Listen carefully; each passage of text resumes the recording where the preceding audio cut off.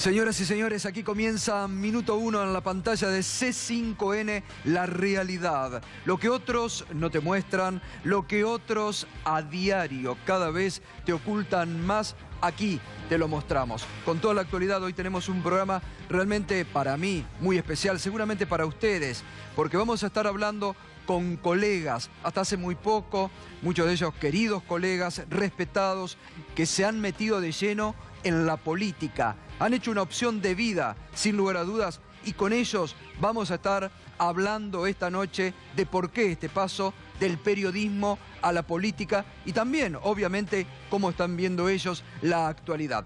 Pero los títulos, los que ya empezamos a desarrollar en este Minuto 1 con la actualidad, nos va a llevar esta noche. Sueldos goleados. Enseguidita Alejandro Berkovich va, lamentablemente, ¿no?, para el ministro de Economía, Nicolás Duhovne, que a veces sabemos que nos mira, pero dijo esta semana que este año, en el segundo semestre, los salarios le iban a ganar por goleada a la inflación. Enseguidita Alejandro Berkovich va a demostrar lo contrario, lamentablemente. Por eso el hashtag con el que nos puede acompañar a partir de este momento, sueldos goleados. No es así como lo dice Duhovne, enseguida te lo va a contar Alejandro Berkovich. El factor CFK, el gobierno preocupado por las encuestas, los empresarios preocupados y temen un triunfo de la expresidenta, la campaña del miedo y de la mentira que intentan ahora decir algunos economistas también cercanos al gobierno. ¿Qué podría pasar si gana la expresidenta en la provincia de Buenos Aires? Estamos hablando de una elección legislativa, no es una elección ejecutiva, pero la campaña del miedo está a full en la Argentina de hoy. Y además, las pruebas contra Macri, el principal denunciante en los Panama Papers, el diputado Darío Martínez, que anticipó hoy que va a seguir adelante y que va a presentar nuevas pruebas contra el presidente Macri y el escándalo de los Panama Papers. Recordemos que ayer la Cámara Federal definió archivar, sin investigar, el escándalo de los Panama Papers. Mientras en el mundo se investiga, acá la justicia ordenó archivar esto y no investigar la causa de los Panama Papers y el grado de involucramiento que el presidente Macri podría tener en sociedades que en su momento no había declarado. Pero antes de ir al desarrollo tenemos una última información exclusiva aquí en Minuto 1.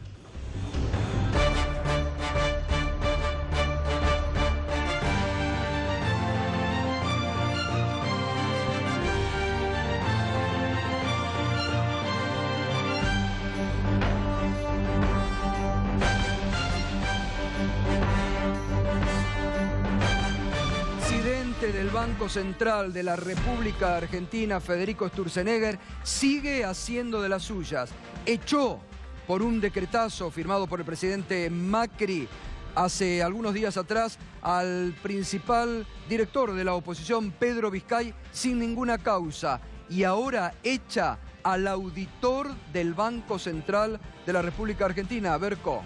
Sí, Gato, buenas noches. Efectivamente, lo que se supo es que Eduardo Prina, quien era auditor de carrera desde hacía muchos años en el Banco Central, fue removido de su cargo por no haber avalado un sumario que inició Federico Sturzenegger contra un encargado de seguir las operaciones no autorizadas, esto es, las mesas de dinero clandestinas, por ejemplo. Esa línea de trabajo, que es una línea de trabajo que ha abandonado la actual gestión, enfocada solamente en la inflación y en que los bancos vuelvan a cobrar tasas positivas de interés, o sea que ganen más dinero, lo que ha hecho es forzar la salida de ese encargado, llamado Carlos Fernández, y luego Eduardo Prina, este era un funcionario político, pero Eduardo Prina, que venía de carrera desde hacía muchos años y que no se prestó a este despido, a esta nueva avanzada de Sturzenegger contra sectores que no se cuadran en su política monetaria, bueno, fue removido también del cargo. La verdad que no sabemos dónde va a terminar esto, Gato, porque claro, había sido ya muy sonora la salida de Pedro Vizcay, quien contaba, junto con Sturzenegger, el único del directorio que contaba con aval del Senado. Bueno, pero además, Berco, a ver, esto es grave a nivel institucional, porque Sturzenegger está queriendo tener solo el control pleno, el poder pleno, y ahora es un auditor. ¿Qué quiere? Que no lo controlen, que no auditen. ¿Quiere poner un amigo ahí? Estamos hablando del Banco Central de la República Argentina. Es grave lo que hace realmente Federico Sturzenegger en la institución. Bueno, la verdad que es el hombre más poderoso dentro de toda la cantidad de economistas que tiene. Bueno, es el verdadero ministro de Economía, hay que decirlo, ¿no? Sí, sí. Es el superministro. El único límite que conoció fue la semana pasada, cuando el dólar se escapaba en plena corrida. El presidente le puso límite en 18 y lo obligó a intervenir. Si era por él mantenía la línea más dura de no intervención de ningún tipo en el mercado cambiario, y por eso es que justamente dejó que en 3 semanas se produjera la suba que se produjo. Al parecer, el único jefe que reconoce es el presidente Mauricio Macri. Sí, así es. Por eso muchos lo consideran ya el superministro de Economía a Federico Sturzenegger. Bueno, gracias, Berco. Enseguidita Alejandro Berkovich te va a contar, por eso con el hashtag sueldos goleados, por qué no se va a cumplir lo que dijo el ministro Nicolás Dujovne, que los salarios le iban a ganar por goleada a la inflación en la República Argentina, que parece ser que ahora sí para el presidente Mauricio Macri es un problema. En la campaña, ¿se acuerdan que decía, la inflación no, pero lo vamos a controlar, no es un problema enseguida? Bueno, enseguida vamos a ver, porque hoy dijo que el dólar no era un problema, pero sí la inflación. Pero en este marco de campaña del miedo que está instalando diariamente el relato del gobierno, el relato M, contra la expresidenta Cristina Fernández de Kirchner, se sumó hoy algo realmente muy agraviante, desmesurado, y que seguramente ahora va a ir a la justicia, porque ya han anunciado, del director PRO Juan Campanella, muy pro, sabemos, muy ligado al gobierno, pero que hoy en Twitter escribió esta barbaridad. Juan Campanella, nos gastan con él, le tienen miedo, obvio, se robó un PBI, nos llenó de Paco y se cargó un fiscal. Hasta Terminator le tendría miedo. Obviamente refiriéndose a la expresidenta Cristina Fernández de Kirchner, haciéndose eco de toda esta campaña que están montando, porque la expresidenta está encabezando las encuestas en la provincia de Buenos Aires, a la que se suman, ya contó Berco hace algunos días atrás, los empresarios, ahora algunos economistas, enseguida vamos a ver, y el propio gobierno. Ayer, el propio presidente Mauricio Macri, lo veíamos aquí, como en una charla con candidatos a concejales de Cambiemos en la provincia de Buenos Aires, les dijo, ojalá los encuestadores se equivoquen, préndanse, súmense a María Eugenia Vidal, que tiene mucha mejor imagen que yo en la provincia de Buenos Aires. El presidente prácticamente renunciando a su liderazgo político y pasándole la posta a la gobernadora, que es la que hace la campaña en la provincia de Buenos Aires y es la que lleva de la mano a los candidatos de Cambiemos por los distintos canales de televisión. Acá también están invitados, quiero decirles. Estamos esperando porque la semana próxima vamos a tener, la mayoría de los candidatos ya nos han confirmado su presencia, vamos a ir comunicándole. Nos falta, el único que falta confirmar es Esteban Bullrich, que ha venido muchas veces a este programa, muchas veces, incluso como ministro. Así que esperamos que también la semana próxima pueda estar aquí con nosotros para explicarle a todos ustedes las propuestas. Pero esto, realmente, esto más allá de campaña del miedo, son realmente barbaridades. Porque mucha gente del PRO o de la justicia, que es lo peor, piensa esto que pone Juan Campanella. Se cargó un fiscal. Muchas veces lo hemos hablado, que prácticamente faltó decir que la expresidenta fue al departamento del ex fiscal Nisman y le pegó el tiro. Le faltó decir eso.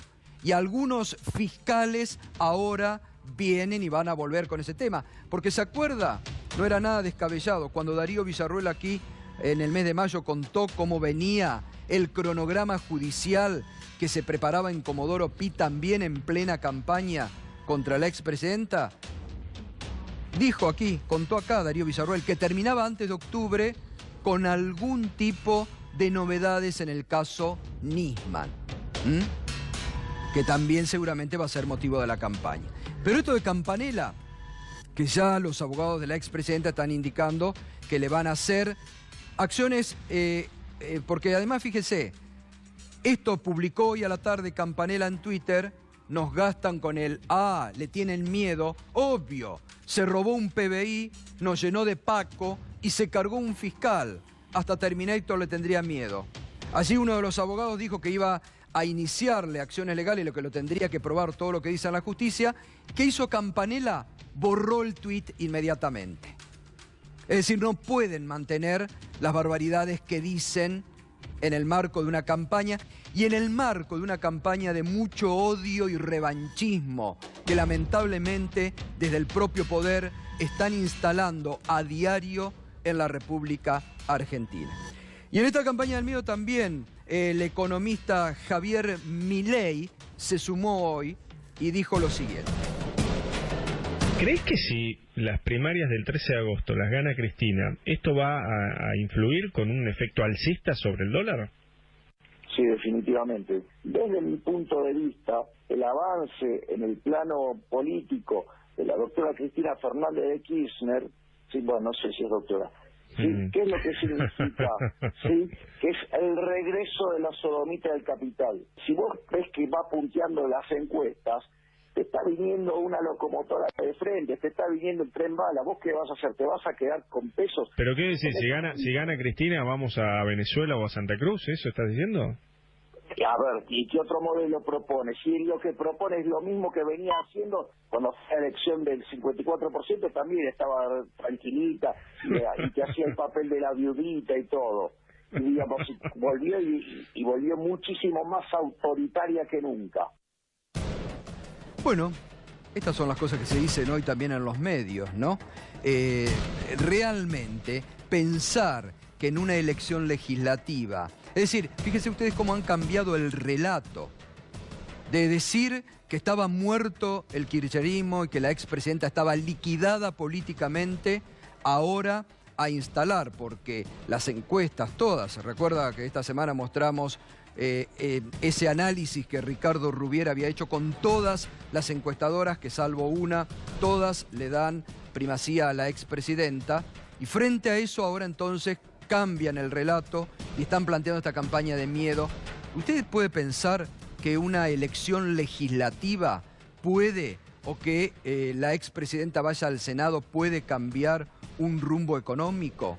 O que las inversiones, digo, qué débil que debe estar el gobierno para que esto pudiera ocurrir. Porque el gobierno lo que debería pensar es cómo una elección legislativa de medio término nos puede hacer cambiar el rumbo o tambalear como ellos están diciendo, o que el dólar se dispare o que las inversiones no lleguen. Qué poca confianza que el gobierno se tiene en sí mismo y en su futuro, si tienen temor de un eventual triunfo de la expresidenta en la provincia de Buenos Aires. Bien, hoy el presidente Macri, también en campaña, recorriendo todos los días prácticamente una provincia diferente, estuvo en la provincia de Buenos Aires y habló del dólar y de la inflación. Por recién un periodista me preguntaba si tenía preocupación por el dólar y la inflación. Yo le dije, no, el dólar no es nuestro problema es la inflación.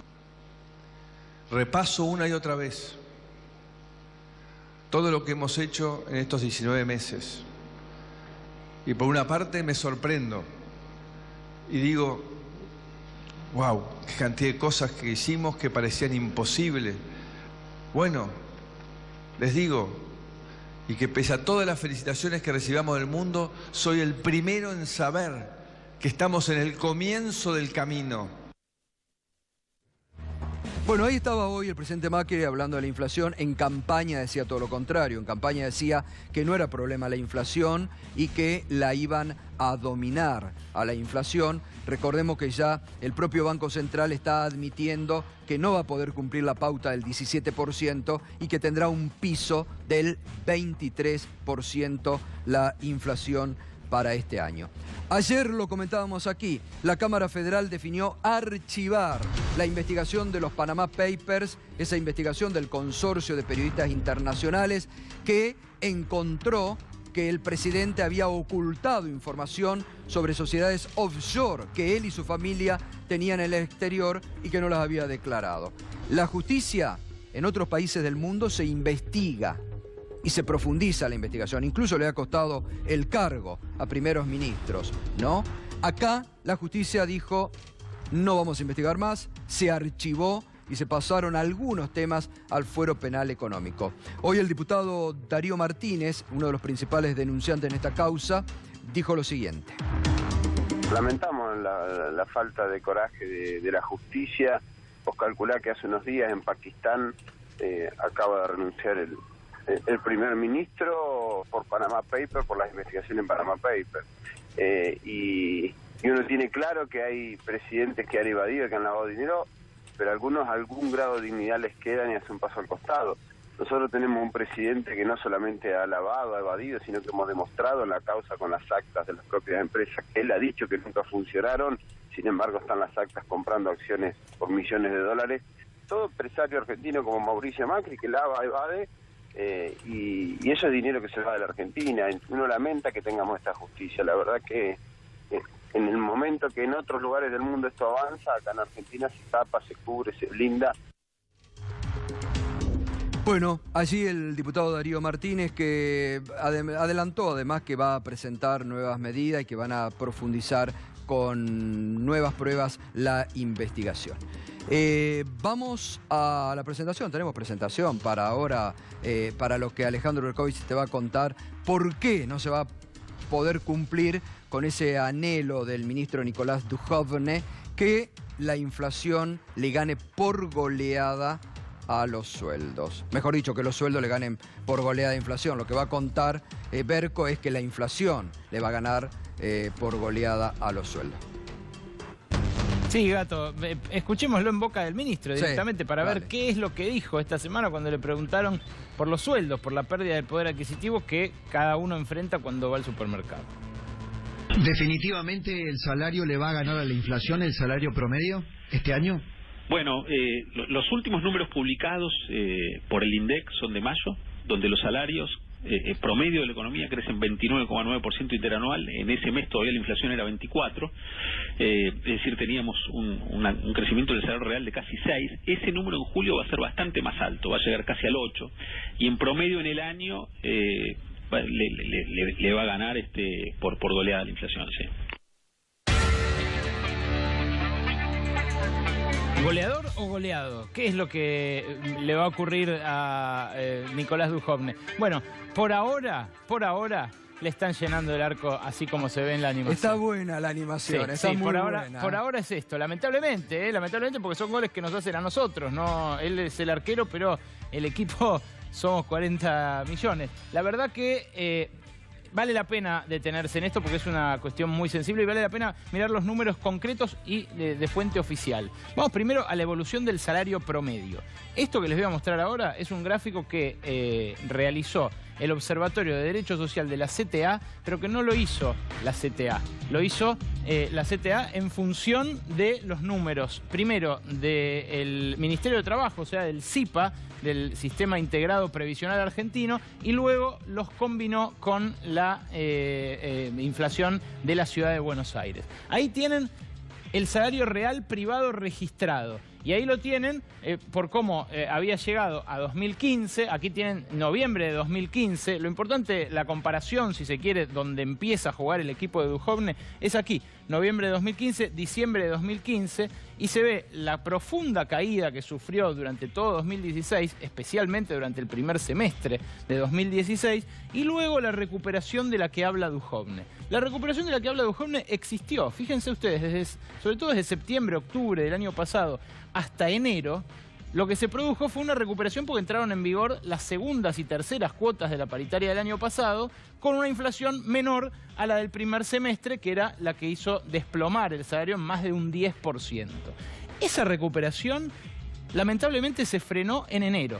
Y desde enero hasta mayo, que es el último dato disponible, que es el que citaba Duhovne, la caída volvió a producirse. Y fíjense ustedes, ¿por qué Duhovne dice le está ganando por goleada, le está recuperando 6 puntos en la comparación interanual?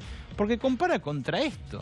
La comparación que hace Duhovne entre este momento de mayo y este momento de julio del año pasado, o si se quiere de mayo del año pasado, que era este, le da positivo, pero contra la realidad del momento en el que asume Mauricio Macri, la caída sigue siendo todavía de 5 puntos. Esto en promedio, y esto quizás a usted que está en su casa no le diga demasiado porque es un salario promedio de toda la economía. Por eso agarramos las 15 paritarias más importantes del país y la comparamos con la inflación del año pasado, y los pagos de paritaria de este año los comparamos con la inflación acumulada en el primer semestre del año, que como sabemos es 12,4%. Veamos los números. Los números los recopiló de manera muy exhaustiva la consultora Sinopsis, una consultora nueva que está justamente trabajando sobre temas sindicales. Fíjense, en la primera columna tienen la paritaria 2016 de cada uno de estos gremios. Luego vamos a ver otra pantalla con otros gremios.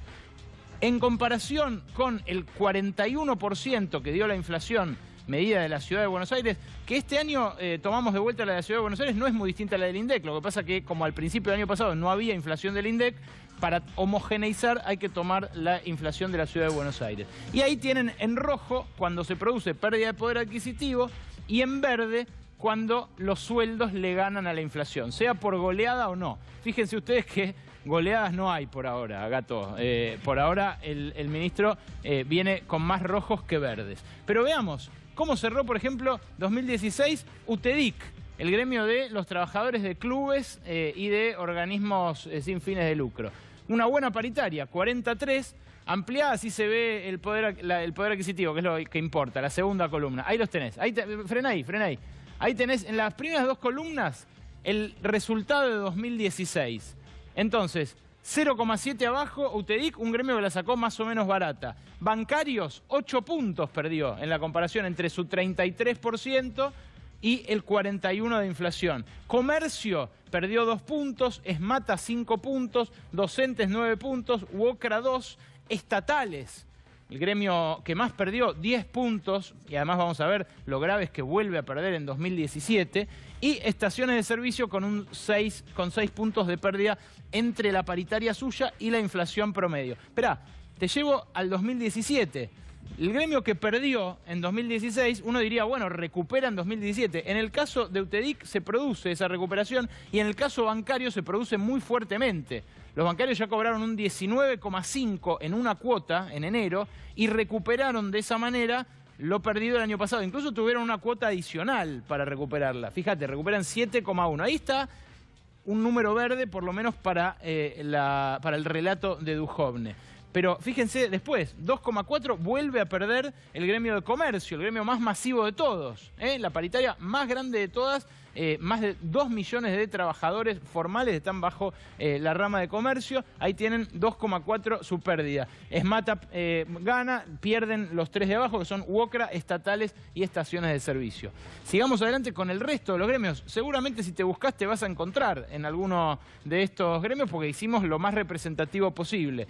La UOM, fíjate cómo perdió el año pasado poder adquisitivo y este año recupera ese 10,6 verde que aparece en la punta, lo recupera, pero porque también cobró todo a inicios del año.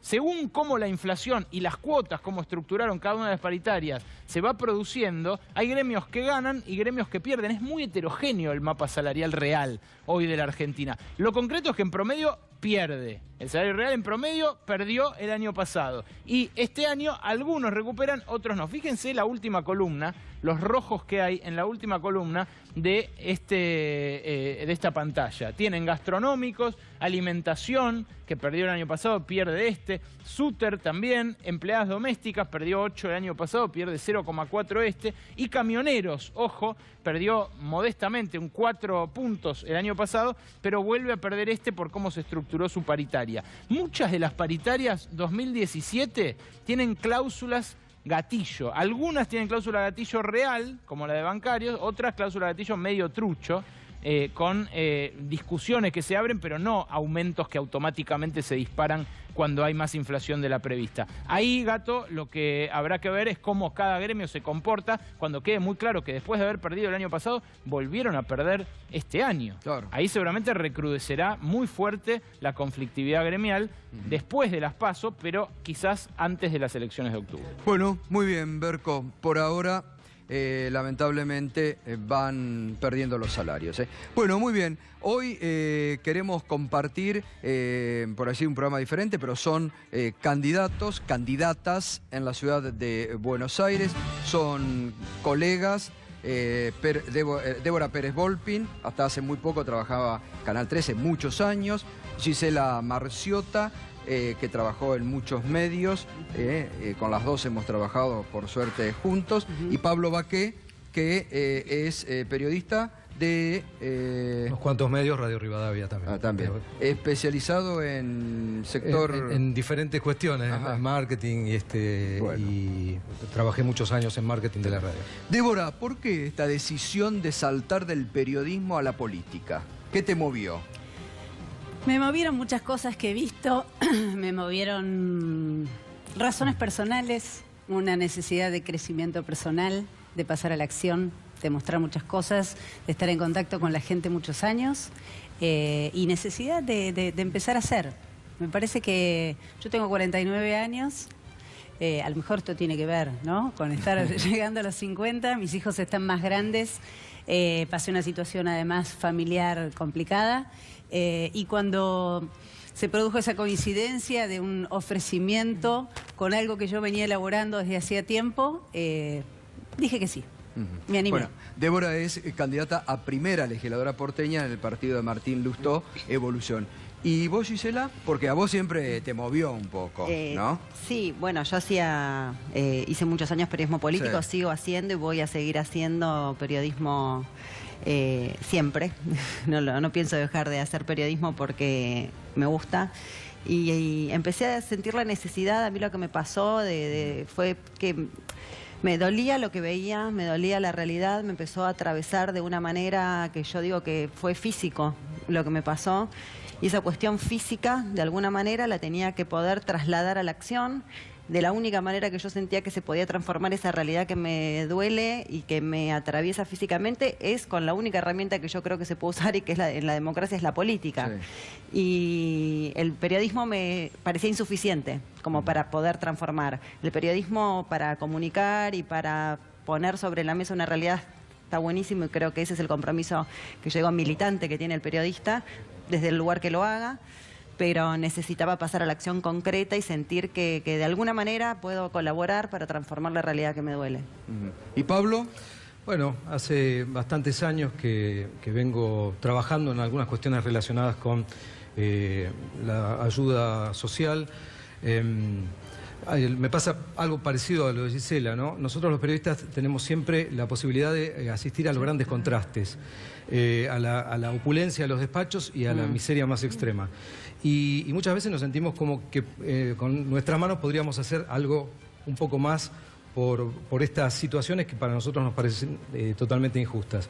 Y por otro lado también estamos viviendo en esta sociedad de grandes dualidades, ¿no? Como siempre es una cosa o la otra, son los radicales o los peronistas, los azules o los colorados.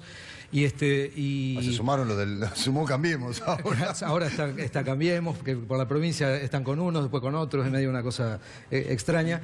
Y bueno, siempre cerca de las filas del humanismo y trabajando en pequeñas cuestiones y de pronto cuestiones concretas con el humanismo, bueno, sentí la necesidad de avanzar un poco más en toda esta cuestión, ¿no? Y además terminar con el odio, que es es uno de los grandes temas que creo que nos tiene cansado a todos los ¿Hay argentinos. mucha campaña de odio, ves, en este momento en la Argentina, ya que tocó el tema? Sí, es la Veíamos estrategia... recién lo de Campanella, que lo estabas viendo. Sí, altamente violento, lo estaba viendo y pensaba en eso, digo, son dos cuestiones, ¿no? Lo que hizo Campanella, que en realidad responde casi orgánicamente a la estrategia del gobierno nacional, que es la maniobra distractiva por un lado y construir ese enemigo para generar, y digo la distracción porque en realidad si uno se pone a contestarle, lo que hacen es sacar de la mesa los temas que tenemos que hablar, porque te pones a contestarle a Campanella porque es un violento, porque provoca la violencia, porque en realidad te está provocando justamente para que vos caigas en la tentación de contestarle. Y si le contestamos a Campanella, dejamos de hablar de la gente que está sin trabajo, de la gente que tiene trabajo y tiene miedo de perderlo, del temor que tenés de dejar la estufa prendida demasiadas horas porque te va a llegar una factura probablemente impagable. Digo, empezamos a correr el eje de la cuestión por contestar estas cosas. Está claro que el gobierno necesita, y siempre lo hizo, construir al enemigo, ¿no? Para tener... si vos generás odio, que es lo que generan ellos desde sus políticas económicas y desde su discurso, digo, son generadores de violencia y de odio permanente y sistemático, vos lo que lográs es que la gente no te escuche ni nada, porque cuando odias no podés salir de esa estructura, de esa energía que es tan fuerte, que no te permite a lo mejor bajar un cambio y decir, bueno, no, a ver, pero ¿qué es lo que me están diciendo? A lo mejor lo que me están diciendo no está tan mal, pero como estás odiando primero, no llegás a esa instancia. Yo creo que es muy importante y es una responsabilidad que yo siento tenemos los candidatos, en este caso de Unidad Ciudadana, es no, por supuesto, no entrar en ese nivel de provocación y comunicar de la mejor manera posible que es una elección muy importante, que es una elección de medio término, que no tengan miedo, justamente porque el miedo es disciplinador. Si se tiene miedo porque te quieren vender que si gana fulano o mengano después de octubre va a pasar tal o cual cosa, es falso. Después de octubre sigue siendo presidente Mauricio Macri. Nosotros lo único que queremos es colaborar con una oposición real en el Congreso de la Nación para no profundizar un modelo de Débora, ajuste. ¿y estos temas cómo lo sentís vos? Siento que seguimos alimentando estas polaridades y me parece que la campaña está basada un poco en eso. Escuchaba lo que decía Gisela y yo creo que la Ciudad de Buenos Aires, que es el ámbito en el que me voy a presentar como ahora precandidata a legisladora, sí esto nos está impidiendo, y sobre todo poniendo el foco en la batalla grande que es la provincia de Buenos Aires, sí nos está impidiendo ver las necesidades que tiene la gente en la Ciudad de Buenos Aires. Me parece que una cosa es funcional a la otra y que nos quedamos ahí, y la gran pregunta es de qué manera unimos. ¿Y vos ves muchas necesidades hoy? Porque te he escuchado, te he seguido y he visto que has hecho críticas sobre el gobierno de Horacio Rodríguez Larreta, por ejemplo. He hecho ¿no? críticas porque camino, porque escucho y porque me parece que gran parte del aporte que traemos los periodistas, con todo lo que hay que aprender de política, porque a diferencia de Gisela, yo no me dediqué al periodismo político, pero sí mi gran preocupación ha sido siempre lo social,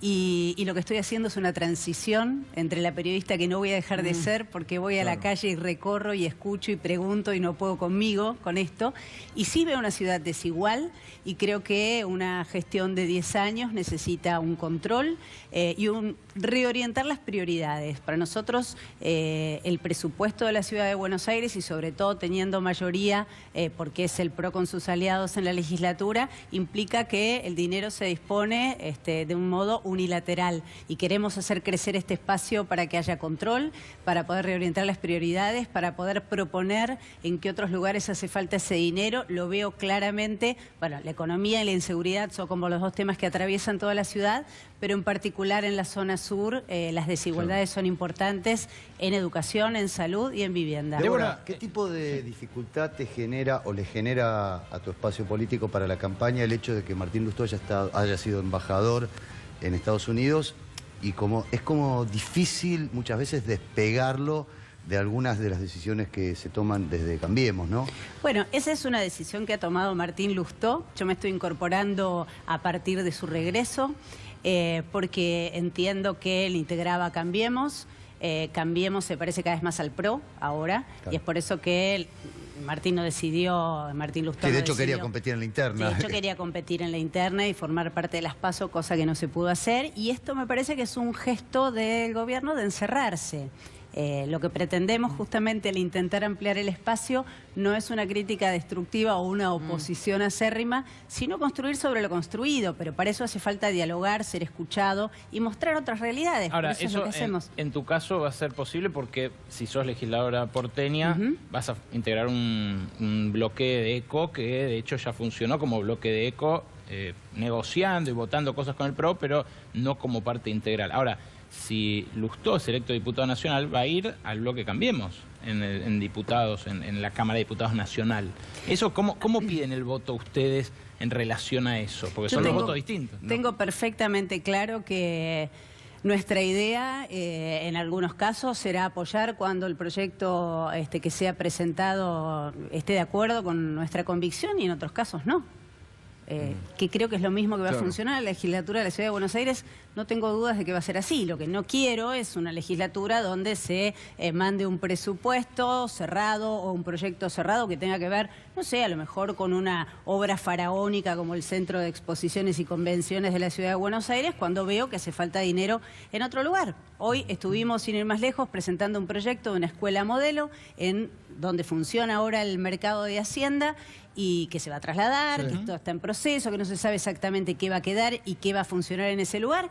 Y fuimos con un arquitecto que es parte de nuestros equipos a mostrar cómo sería una escuela modelo. Pasó una señora por la esquina y dijo, ¿por qué no vienen a la villa, que está Ciudad Culta enfrente? Digo, con todo gusto. Fuimos a conocer el jardín que se llama Pueblos Originarios, que está a media cuadra, y ahí te das cuenta por qué la necesidad de ese proyecto Escuela Modelo, que no solamente sea escuela, sino que integre a los vecinos de los distintos barrios que rodean ese lugar y necesitan, de verdad, un refuerzo de educación. Y el jardín que vimos, la verdad es que dejaba muchísimo que desear y se hace como se puede, ¿no? Porque Ciudad Oculta es un lugar, como todas las otras villas de asentamientos de Buenos Aires, que crece para arriba, y es un jardín de infantes que tiene 3 pisos y que los chicos suben por una escalerita y tienen recreo en la terraza con un techo de chapa. Eso también es la Ciudad de Buenos Aires.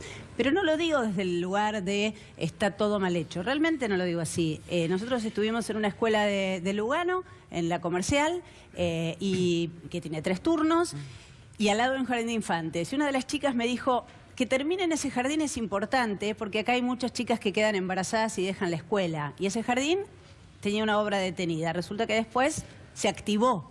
Y está muy bien, y nos hace bien saber que a lo mejor pasás por un lugar y mostrás una cosa y se activa la obra. Para eso sirve esta clase de oposición. Pablo, ¿y vos cómo estás viendo este momento económico de la Argentina? Económico muy mal. Nosotros escuchamos por todos lados que lo que va a seguir después de octubre es más ajuste todavía. Y contra eso, digamos, hay que establecer prioridades. Nosotros estamos proponiendo absolutamente dejar a la política tradicional de lado. No creemos en los políticos tradicionales. Ya vimos qué han hecho, cuáles son sus obras, cuáles son los frutos que han dejado.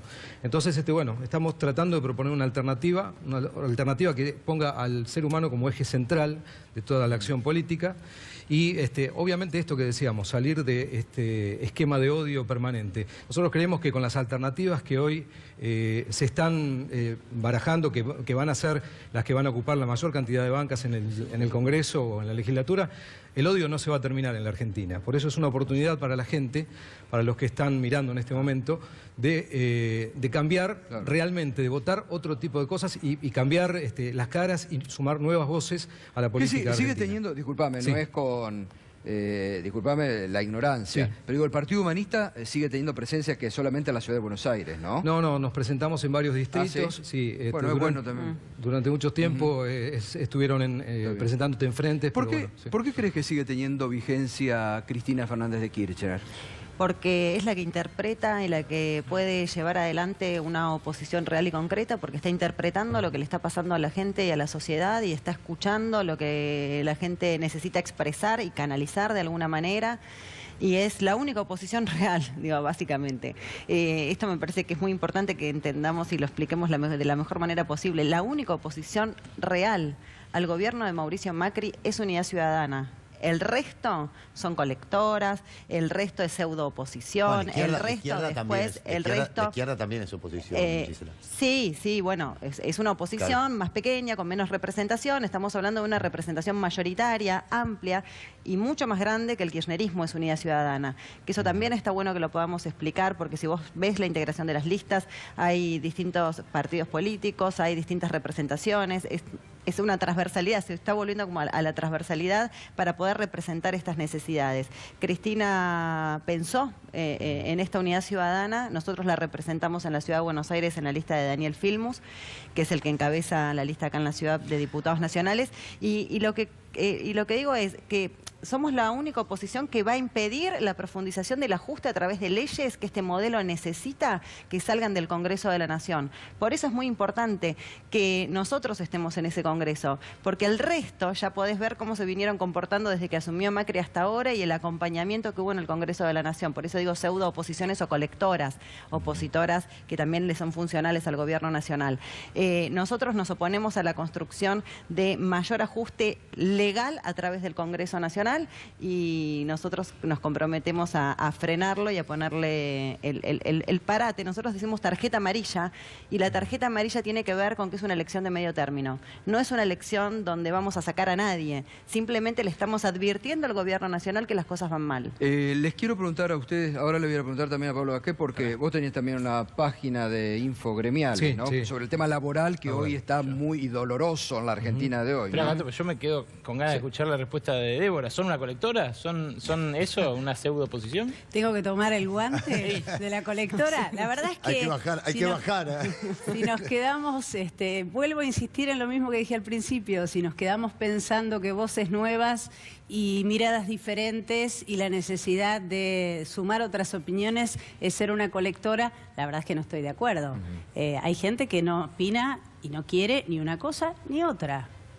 El pluralismo tanto en el Congreso Nacional como en la legislatura de la Ciudad de Buenos Aires es lo que hace crecer a la democracia. Si no, nos encerramos de un lado o del otro. Les quería preguntar a las dos, sobre todo que son mujeres, porque Martín Lustó viene reclamándole a Elisa Carrió un debate que el otro día dijo que no se lo va a dar, porque no sé, dijo que... Creo que sí, después de las PASO sí. Después de las PASO, bueno. Pero digo, ¿cómo están viendo la actitud de Carrió en el ámbito de la Ciudad de Buenos Aires como candidata ahora de Cambiemos? Bueno, a mí Carrió me desorienta mucho, así que la verdad que me cuesta hablar, porque es una persona que nunca sé si es oficialista, es opositora, es oficialista y opositora, y de pronto no quería que Macri sea jefe de gobierno y quiere que sea presidente. Digo, la verdad que tiene un nivel de incoherencia tan alto que a partir de su incoherencia yo no puedo analizar a Carrió. O sea, de verdad, no sé de dónde... Yo lo único que puedo decir es una persona con un altísimo nivel de incoherencia que a mí me parece preocupante. No, pero nada más.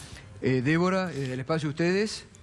Nosotros lo que creemos es que justamente por la polarización de la campaña, por esta decisión de blanco-negro, porque ustedes mismos están diciendo esta es una campaña de medio término, y en eso estamos todos de acuerdo, creo que en eso, porque los nombres de los partidos no, porque cada uno ha hecho la treta suficiente como para no viene conmigo, entonces no te puede llamar así. ¿No? Y está todo el mundo como desorientado viendo, bueno, a ver, mira mal que están las fotos, ¿no? de los candidatos, porque si no es Bueno, a Martín complicado. le pasó también. Claro, y somos evolución. Claro. Pero bueno, esto tiene que ver justamente con este problema, con Cambiemos. Y la realidad es que yo veo dos cosas. Una que me gusta y me parece importante que las protagonistas de esta campaña sean en su mayoría mujeres. Me parece que es distinto, es diferente de otras veces. Y con respecto a Elisa Carrió, me parece que está haciendo mucha campaña en la provincia de Buenos Aires, pero tiene que ver con esta polarización, esta necesidad de mostrar es blanco-negro, es el pasado o el presente, es darle o refrendar la idea y darle el apoyo a Mauricio Macri o a Cristina Fernández de Kirchner, y seguimos en la misma. Quiero sumar algo más como periodista en realidad, porque yo me acuerdo cuando se estaban armando las listas y todo, la condición de Vidal, y esto demuestra la preocupación que tienen en la provincia de Buenos Aires con la presencia de Cristina Fernández de Kirchner. Vidal había pedido, y seguramente vos lo sabés, que Carrió ni pisara la provincia. No que quiso ni que sea hablara, candidata. que no sea candidata, No que quiso ni que sea pisara candidata en la provincia de Buenos Aires. Nada, era anulación absoluta de la figura de Elisa Carrió y que no quería ni que hable, que ni mencionara la provincia de Buenos Aires. Y ahora se tiene que ir a sacar la foto con Elisa Carrió, porque Elisa Carrió, es cierto, en la ciudad de Buenos Aires tiene un porcentaje altísimo de votos, le pegan a la reta tiene el 60% de imagen positiva, con lo cual están tratando de hacer la transferencia. No sé si eso alcanza, porque cuando tenés la heladera vacía, me parece que lo que prima es la heladera vacía. Déjenme aprovechar que justamente el liderazgo de mujeres en esta campaña, que es súper interesante, para llevarlas a un tema que esta semana fue noticia. Cuando Esteban pero Bullrich... no te echemos a Pablo. No, pero... no, él también le pidió la opinión. Las grandes mujeres de la política, ¿no? Tampoco me estoy incluyendo como protagonista. No, pero de verdad, esta semana le preguntaron a Esteban Bullrich por la interrupción voluntaria del embarazo, a un reclamo que muchas mujeres tienen por la cantidad de muertes que se producen por esta ilegalidad, y Bullrich comparó esto con el Ni Una Menos. Se le reprochó mucho eso por la mezcolanza de temas, pero además por un tema que es muy sensible y que en el cual las mujeres tienen mucho para decir. ¿Ustedes tienen posición tomada? Desde luego que sí, porque esto tiene que ver con habernos expresado como periodistas también, y yo creo que lo puso incómodo una pregunta que no dominaba o que no sabía muy bien qué contestar. Me parece que mezcló el Ni Una Menos, y entonces que el aborto tenía que ver con que si abortaba un bebé que era una nena, eso también era Ni Una Menos. ¿Vos qué crees? Me parece horrible eso, desde luego no estoy de acuerdo en lo más mínimo. Creo que el tema del aborto es un tema de salud pública, que es imprescindible que haya un debate en el Congreso de la Nación al respecto. Chile acaba de aprobar una ley de aborto que tiene limitaciones al lado de lo que creo que debería funcionar acá, y que... Cuando vos ves las estadísticas de países desarrollados que tienen una ley de aborto gratuito aprobada, el índice de abortos es mínimo, está en el mínimo histórico, no solamente porque tienen la ley, sino porque la ley incluye la obligación de tener información, de anticoncepción, de una cantidad de eslabones de esta cadena para evitar el aborto, que es información, que es educar a los chicos, y me parece que acá es imprescindible que esto ocurra.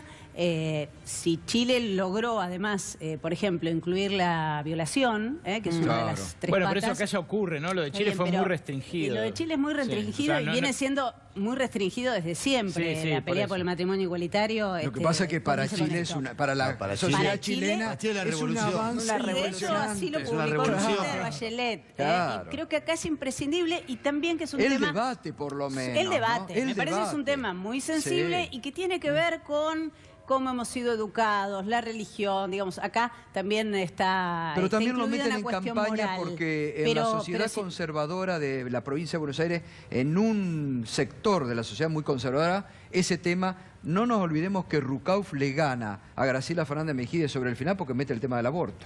Y descoloca en ese momento... No solo la provincia de Buenos Aires, Gato, también en el interior del país. A Bullrich lo escuché, después de decir, bueno, hace falta el debate, qué sé yo, trató. En eso estamos de acuerdo. Bueno, yo creo que el nivel de desconocimiento de Esteban Bullrich es supremo en la mayoría de los temas, en este en particular. Justamente es al revés, ¿no? En Ni Una Menos sería Ni Una Menos, ninguna mujer más que muera por un aborto que no tiene dinero para pagar, porque sabemos que en realidad las que se mueren son las que no tienen plata para pagarlo, básicamente. Porque abortos se hacen todos los días en la Argentina y las que sobreviven son las que lo pueden pagar. El aborto, coincido con Débora, totalmente, es una cuestión de salud pública que no tiene que ser tomado y tendría que ser debería ser tomado como una política de Estado, el tema de la educación sexual, para evitar el embarazo, básicamente no deseado, porque el aborto no es un método anticonceptivo, ninguna mujer quiere abortar, es traumático un aborto, no hay que plantearlo con esa liviandad de si se despenaliza el aborto, después que no, la verdad, me parece que está buenísimo que se pueda hablar, yo lo hablo desde lo personal, mi opinión es personal, yo siempre... Lo dije públicamente en cada programa que trabajé desde el periodismo, yo milito por la despenalización del aborto porque creo que es una política sanitaria. Pero es importante que las dos hayan tenido respuesta, que no se vayan en evasiones. Pero por supuesto, porque... y perdóname un concepto que quería completar con respecto a los países en desarrollo. Acá no se puede bajar la cifra. Claro. Acá no se puede... Y eso es desesperante. Sí. Es que acá falta información, como dice Gisela, Sí, las sí. mujeres que mueren y sobre todo las jóvenes Exacto. que mueren, Sí, es son por pobres. desinformación y por practicar abortos Sí, sí. clandestinos en lugares la sin cuestión, higiene y sin Gisela, cuidado. es que Sí. durante estos últimos años de kirchnerismo murieron muchas jóvenes pobres Es un por tema esto. pendiente, y es una lamentablemente la mayoría kirchnerista en diputados no propició ese debate. Es una deuda, hay proyectos en el Congreso de la Nación, lo que pasa es que es una deuda, yo creo que es una deuda de la democracia, como hay otras deudas, ¿no? Pero esta es una de Sí. ellas, que por lo menos está bueno que en campaña surjan estos temas porque se vuelven a poner sobre la mesa y hay algo que yo creo que se empieza a avanzar. Creo que ni una menos suma y muchísimo en esta instalación de este debate, pero también hay que tener en cuenta que estamos hablando de un gobierno, el gobierno de Mauricio Macri, que es machismo explícito, ¿no? Si vos te pones a ver la conformación de su gabinete, digo, es un Ni gobierno hablar. machista y tenés a Bullrich, representante de eso, diciendo lo que dice. Bueno. Pablo, quiero que me hable sobre la crisis laboral por Sí. un minuto. ¿Cómo la está viendo? Porque el gobierno dice que se recupera empleo, que hay pleno empleo, dijo el jefe de gabinete. Ustedes que han seguido desde la página que tenés esta información. ¿cómo es? No, nosotros vemos que hay pérdida de empleo, ¿sí? Lo que sí se aumentó el empleo público, ¿no? que se había reducido en los primeros meses del gobierno del actual presidente. Se había reducido bastante la planta con los despidos en el Estado y luego sí hubo un repunte y algunos dicen que hay más empleados públicos ahora que antes, ¿no? Pero después en la pequeña y mediana empresa los que ya no pueden resistir más, que son además los mayores dadores de trabajo en la Argentina, están viviendo una crisis, te diría, casi terminal. No hay grandes posibilidades de inversiones, sino las de resistir y con este pronóstico apocalíptico de que va a venir todavía mayor ajuste. Y entre los temas de futuro que nosotros estamos tratando de empezar a trabajar en el Partido Humanista, tienen que ver con qué va a pasar de acá a 2, 3, 15 años con el trabajo. Leía el otro día un estudio del Banco Mundial que dice que el 40 o 50% de los empleos públicos puede ser robotizable o automatizado en la Argentina. Que la Argentina es uno de los países que más posibilidad tiene de automatizar sus empleos. Esto va a ser una tragedia de acá a poco tiempo. No estamos preparándonos porque no nos preparamos en nada nosotros acá. Dejamos que las cosas vengan o que en todo caso después se arreglen los que siguen, ¿no? Pero sí nosotros vemos con mucha preocupación esto. El teletrabajo es otro tema que dicen que 2 millones de personas trabajan en sus casas sin derechos laborales. Y bueno, ni hablemos de los derechos laborales, que este gobierno lo único que ha hecho es quitarlos. No ha puesto un solo no ha hecho puesto una sola ficha a favor de los trabajadores desde que empezó. No. Bueno, muchas gracias. Débora, muchas gracias. Mucha suerte, me encanta que estén en esto, lo mismo para vos, Gisela. Gracias mucha a vos. suerte. Después de las PASO, obviamente la vamos a estar invitando. Gracias por la Bueno, invitación. muchas gracias. Por favor, gracias Pablo. Gracias. Eduardo Berrope de la bancaria me está mandando una información, le estamos dando el derecho a réplica, y dice que el acumulado ha sido de 24,3% para ellos. Sí, sí, ellos en la bancaria computan la suma que obtuvieron como recomposición del año pasado como parte del acuerdo de este año. Nosotros lo que hicimos fue usar el informe de sinopsis que dice 19,5 el acuerdo correspondiente a este año. Bueno, muy bien. Aquí todos los temas siempre los debatimos, los tratamos. Reitero, me encantan que las colegas y el colega den este paso también y se metan a la política como fuerza y con responsabilidad para meterse en los temas importantes de la Argentina. Una pausa y enseguida venimos con el final de Minuto 1. Muchas gracias por acompañarnos, por hacernos líderes en esta franja de las 21, Minuto 1 con la realidad. No te ocultamos nada como hacen otros, te lo contamos. Solamente decirte e invitarte, sabes que estoy presentando mi último libro, Macrismo Explícito. Mañana a las 17 estaré en la ciudad de Zárate, con mucho gusto, en el auditorio municipal de la ciudad de Zárate, presentando Macrismo Explícito y bueno, debatiendo y charlando con todos los vecinos. Enseguidita ya siguen en la continuidad de C5N, Paulo Cablan y Mauro Zeta con todo el tema, lo que ha sido la noticia de esta jornada. Lamentablemente se encontró sin vida a Anaí. Enseguida nuestros colegas van a seguir con el tema. Buen fin de semana, siguen Paulo y Mauro.